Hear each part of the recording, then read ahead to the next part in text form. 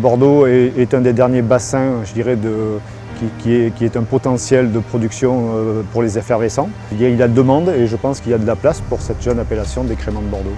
Plusieurs appellations donc, de créments en France, l'Alsace, la Bourgogne, la Loire ainsi que Bordeaux.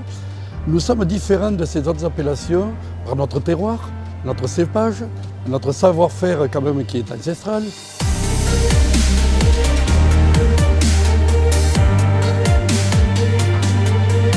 Les actions de soutien elles vont se faire principalement à travers l'ODG et plus précisément la section crémant.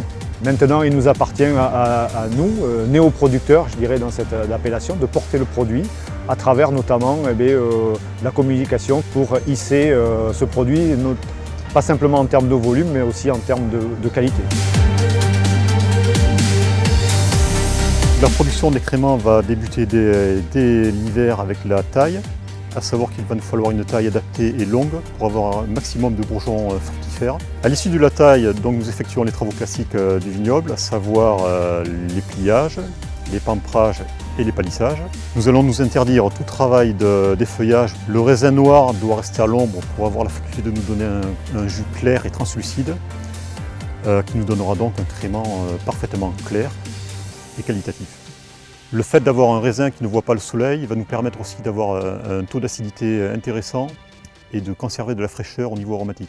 Techniquement, on va s'orienter sur une maturité technologique et non physiologique, à savoir que l'on va ramasser le raisin précocement avant qu'il soit mûr complètement, toujours dans le souci de ne pas avoir beaucoup de couleur et d'avoir de l'acidité et de la fraîcheur. Le raisin doit être ramassé dans un état sanitaire parfait.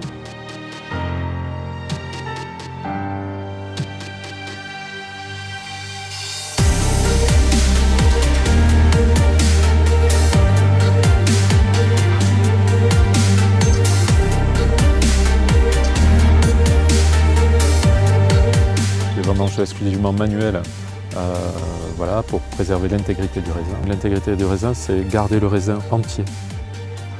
Ces raisins vont être mis dans des palox, acheminés le plus rapidement possible à la cave.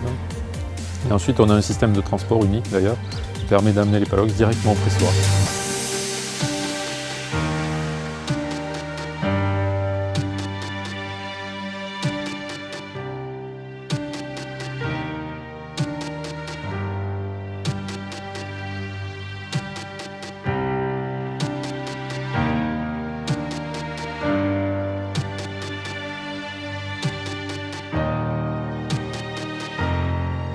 Au cours du pressurage dans nos pressoirs pneumatiques, on va extraire le plus doucement possible donc ces jus et on va pouvoir les travailler donc à la vie, dans nos chais, dans les meilleures conditions possibles. Ce pressurage se fait à l'abri de l'oxygène pour préserver en fait, toutes les qualités aromatiques en fait, du raisin.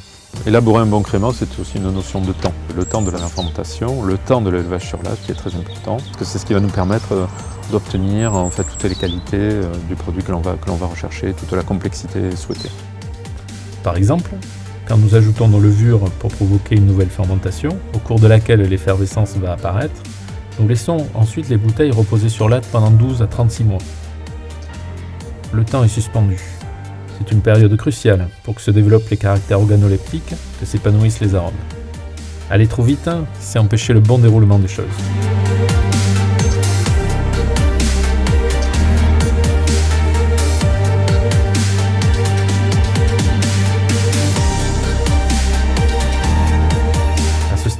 Notre crément est encore au trouble.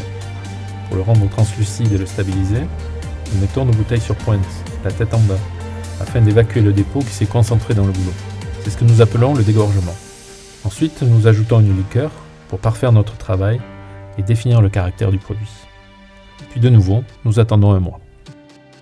Les créments de Bordeaux deviennent une appellation majeure dans les Bordeaux maintenant, avec une production à la hausse tous les ans et un marché qui est très porteur. Et Louis Vallon en est vraiment un représentant de très digne valeur.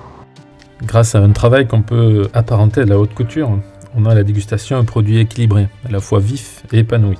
On retrouve dans le crément blanc des notes de noisette, un caractère presque brioché, relevé par une belle acidité en fin de bouche.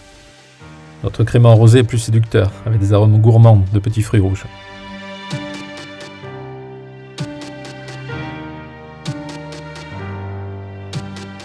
chacun peut agir à son niveau sur la qualité du produit final. Donc c'est une véritable, on va dire, aventure humaine qui, dans notre entreprise, elle lie les producteurs avec les maîtres de chai, les élaborateurs et évidemment tous les gens qui sont au commerce.